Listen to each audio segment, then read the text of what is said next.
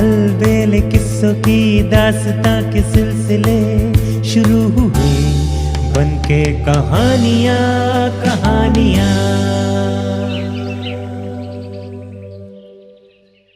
आइए सुनते हैं आज की कहानी नन्हा राजकुमार और राक्षस।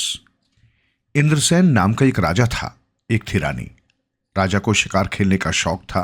प्राय वो शिकार खेलने जाया करता था। एक बार की बात है, राजा इंद्रसेन शिकार खेलने गया।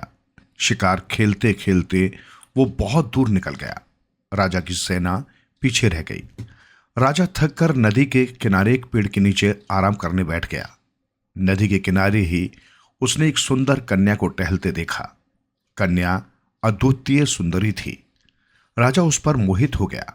उसने कन्या के समीप जाकर उसके साथ विवाह का प्रस्ताव रखा। कन्या तो जैसे चाहती ही यही थी। वो झट से मान गई। राजा उसे अपने महल में ले आया। कुछ समय बीता। राजा की पहली रानी के एक पुत्र उत्पन्न हुआ। इससे नई रानी को बड़ी रानी से ईर्ष्या हुई। नियमानुसार राजा का बड़ा बेटा ही राज्य का उत्तराधिकारी बनता था। नई रानी अब बड़ी रानी को महल से निकालने की तरकीब सोचने लगी। राजा द्वारा जंगल से लाई हुई रानी वास्तव में एक राक्षसी थी। राजा को अपने वश में करने के लिए ही उसने सुंदरी का रूप धारण किया हुआ था। राजा को इस बात का पता न था। वो नई रानी के जाल में फंस चुका था। राक्षसी ने बड़ी रानी को निकालने का उपाय खोज निकाला। वो बीमारी का बहाना कर लेट गई। राजा ने कई हकीम वैद्य बुलाए, किंतु रानी ठीक नहीं हुई। आखिर राक्षसी ने बताया, यदि महारानी की आंखें निकालकर लाई जाए और उन्हें यहां से दूर भेज दिया जाए तो मैं ठीक हो सकती हूं। राजा महारानी को बिना कसूर इतनी सजा देना तो नहीं चाहता था, किंतु राक्षसी के साथ रहने से उसकी बुद्धि भ्रमित हो गई थी। उसने अपने जल्लादों को हुक्म दिया कि रानी की आंखें निकालकर लाई जाए और उसे तथा राजकुमार को जंगल के किनारे एक झोपड़ी में रखा जाए। जल्लादों ने महारानी की आंखें निकालकर राजा के पास भेज दी। राक्षसी उन्हें देखकर बहुत खुश हुई और दिनों दिन ठीक होने लगी। महारानी अब अंधी हो गई थी। उसे जंगल के किनारे एक झोपड़ी में रखा गया था। राजकुमार भी उसके साथ रहने लगा। राजकुमार बड़ा होने लगा। वो जंगल के किनारे बसे गांव के लड़कों के साथ खेला करता। एक बार लड़के एक ऐसा खेल खेलने लगे जिसमें सबको अपने अपने बाप का नाम बताना होता था। जो लड़का अपने बाप का नाम नहीं बताए उसे खेल में शामिल नहीं किया जाना था। जब खेल में छलांग लगाने से पहले राजकुमार से बाप का नाम पूछा गया तो वो चुप रह गया। उसे ज्ञात नहीं था कि उसके पिता राजा हैं। उसे खेल से निकाल दिया गया। वो रोते रोते अपनी मां के पास आया और सारा हाल सुनाया। मां ने रोते हुए बताया, बेटा, तुम्हारे पिता का नाम इंद्रसेन है। वे इस इलाके के राजा हैं। कल तू उन बच्चों को बता देना। राजकुमार ये जानकर कि उसके पिता राजा हैं बहुत प्रसन्न हुआ और साथ ही दुखी भी हुआ कि पता नहीं क्यों राजा ने उन्हें इस तरह छोड़ दिया है। दूसरे दिन खेल में जब उसने बताया कि उसके पिता इस इलाके के राजा हैं तो सब बच्चे सहम गए और राजकुमार की बड़ी इज्जत करने लगे। एक दिन राजकुमार ने अपने पिता से मिलने की ठान ली। उसने मां को नहीं बताया और राजमहल में पहुंच गया। राजकुमार को देख राजा बहुत प्रसन्न हुआ। तभी नई रानी आ गई। राजकुमार को देख वो ईर्ष्या से जल भुन गई और राजकुमार को मारने के उपाय सोचने लगी। उसने राजकुमार को फिर से मां के पास भेज दिया। एक दिन राक्षसी फिर से बीमार पड़ गई। राज्य के सारे हकीम वैद्य बुलाए गए, कोई आराम न हुआ। रानी पेट दर्द से पेट पकड़े रोती रहती। राजा बहुत दुखी हो गया। आखिर राक्षसी ने बताया, यदि राजकुमार मेरे लिए शेरनी का दूध ले आए तो मैं ठीक हो सकती हूं। राजा ने राजकुमार को बुला भेजा और शेरनी का दूध लाने का आदेश दिया। राजकुमार ने वापस आकर अपनी मां को बताया कि नई रानी को शेरनी का दूध चाहिए। महारानी समझ गई कि यह सब राजकुमार को मरवाने की योजना है। उसने राजकुमार को समझाया कि वो जंगल न जाए, किंतु राजकुमार नहीं माना और जंगल की ओर हो लिया। जब राजकुमार शेर की गुफा के पास पहुंचा तो उसने देखा वहां चारों ओर आग लगी हुई थी। शेरनी के बच्चे आग से डरकर चिल्ला रहे थे। राजकुमार आग से बचता हुआ कूदकर गुफा में गया। शेरनी के बच्चे झुलसने वाले थे। शेर शेरनी वहां नहीं थे। राजकुमार ने बारी बारी शेर के दोनों बच्चों को उठाकर गुफा के बाहर फेंका। शेरनी के बच्चे बहुत खुश हुए और राजकुमार के दोस्त बन गए। राजकुमार ने शेर के बच्चों से कहा, तुम्हारी माँ आने वाली है, वो तो मुझे खा जाएगी, अब मैं चलता हूं। बच्चों ने कहा, तुम हमारे दोस्त हो, तुमने हमें बचाया है, हम तुम्हें माँ से मिलवाएंगे, वो बहुत खुश होंगी।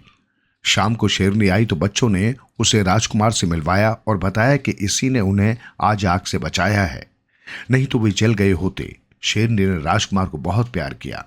राजकुमार ने डरते हुए शेरनी को बताया उसे अपनी माँ की बीमारी के लिए दूध की जरूरत है। शेरनी राजकुमार के साथ चलने को तैयार हो गई कि जितना दूध चाहिए वह धो लेना।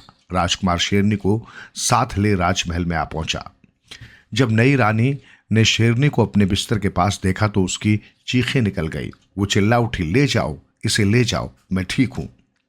राजकुमार हंसता हुआ शेरनी को जंगल में छोड़ आया।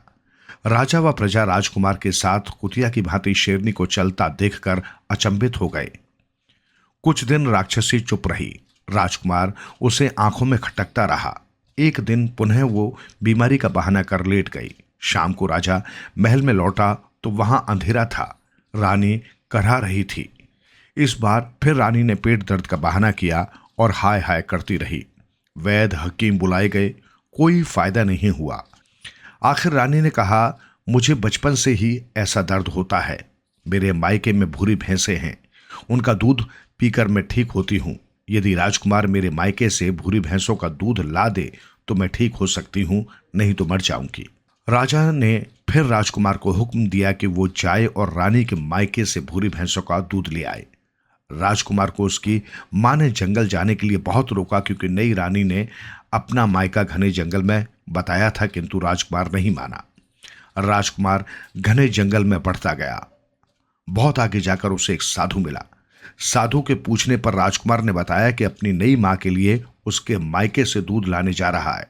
साधु ने कहा, बेटा, उस रानी के भाई मां सब राक्षस है, वो स्वयं भी राक्षसी है, फिर भी तुम डरो मत, मैं तुम्हें तोता बनाकर भेजता हूं। तुम जाकर एक भैंस का बाल तोड़ लाना, बस सारी भैंसें तुम्हारे पीछे पीछे आ जाएंगी। साधु ने राजकुमार को तोता बनाकर भेज दिया। उसने वहां एक भूरी भैंस का बाल तोड़कर छिपा लिया और वापस आने लगा। बस सारी भैंसें उसके पीछे हो ली। सब भैंसों के साथ जब राजकुमार महल में पहुंचा तो राक्षसी बहुत हैरान हुई। सारी भैंसें उसके पीछे आ रही थी। राक्षसी ने दूध पिया और ठीक हो गई। कुछ दिन और बीते। राक्षसी फिर राजकुमार को खत्म करने का उपाय खोजने लगी। एक दिन फिर वो बहाना बनाकर लेट गई। इस बार उसने राजकुमार को मरवा देने की ठान ली थी। उसने सोचा एक बार वो फिर उसे अपने मायके भेजेगी, वहां उसके राक्षस भाई उसे खा जाएंगे। अतः इस बार उसने राजा को बताया कि उसके मायके में सोने के बर्तन हैं, जब तक वो उनमें खाना नहीं खाएगी ठीक नहीं हो सकेगी। राजा ने फिर राजकुमार को रानी के मायके जाने का हुक्म दिया। राजकुमार ने घने जंगल में उस साधु को पुनः खोज लिया। साधु ने कहा, बेटा, तुम्हारी नई माँ के भाई तो राक्षस हैं, वे तुम्हें जिंदा नहीं छोड़ेंगे। तुम्हारी नानी अंधी है, तुम वहां जाकर बोलना धोता आया है, वो तुम्हें घर में रख लेगी। उसके बेटे दिन को मारधाड़ करने गए होते हैं और रात को घर लौटते हैं। दिन में तुम भीतर से संदूक से सोने के बर्तन निकाल लेना। बुढ़िया तुम्हें घर के भीतर एक कोठरी में जाने को मना करेगी, तुम उसके भीतर चले जाना। वहां 4 तोते होंगे। इन चारों राक्षसों व राक्षसियों के प्राण इन तोतों में हैं। जब तुम तोतों को मार दोगे ये सभी भी मर जाएंगे। राजकुमार राक्षसी के घर के पास पहुंच गया और बाहर से ही जोर से आवाजें लगाने लगा, नानी जी, ओ नानी जी। भीतर से बुढ़िया राक्षसी बुदबुदाती हुई निकली। पता नहीं ये कौन धोता आ गया। राजकुमार ने बुढ़िया के पैर पकड़ लिए और कहा, नानी जी, मैं आपका धोता हूं, रानी माँ का लड़का। अरे मेरा धोता, कब आया तू? मेरी बेटी कैसी है, ठीक तो है ना? बुढ़िया ने सोचा ये उसकी बेटी का ही लड़का है। ठीक है नानी, ठीक है, आपको बुलाया है। बुढ़िया ने राजकुमार की खूब सेवा की और कहा, अपनी नानी का घर देख ले, पर अंदर की कोठरी में मत जाना कभी। अंधी बुढ़िया जरा इधर उधर हुई तो राजकुमार ने संदूक खोलकर वहां से सोने के बर्तन निकाल लिए। अब वो भीतर की कोठरी में गया। वहां 4 तोते थे। एक एक करके राजकुमार ने चारों तोते पकड़ लिए। जब एक बूढ़ा तोता पकड़ा तो बूढ़ी राक्षसी जोर से चिल्लाई और उसकी ओर भागी। राजकुमार ने उस तोते की एक टांग तोड़ दी। बुढ़िया की भी एक टांग टूट गई। वो लंगड़ी लंगड़ी हो चलने लगी। राजकुमार ने झट से तोते की गर्दन मरोड़ दी। बुढ़िया वहीं ढेर हो गई।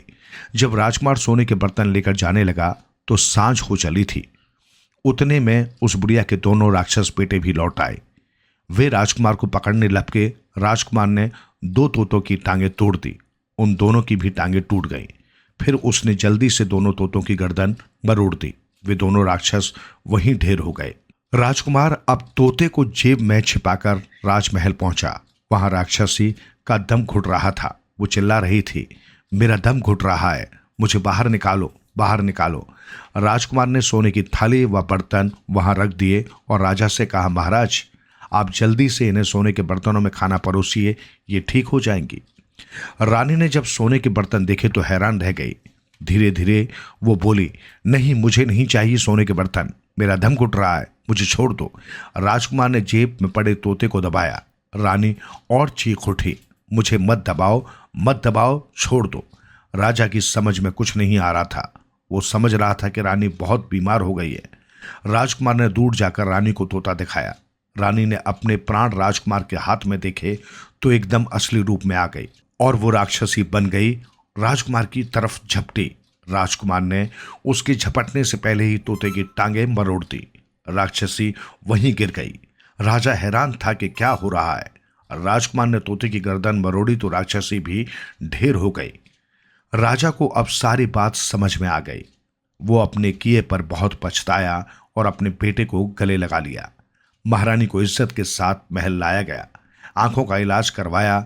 महारानी की आंखों की ज्योति फिर लौट आई। तीनों अब सुखपूर्वक रहने लगे।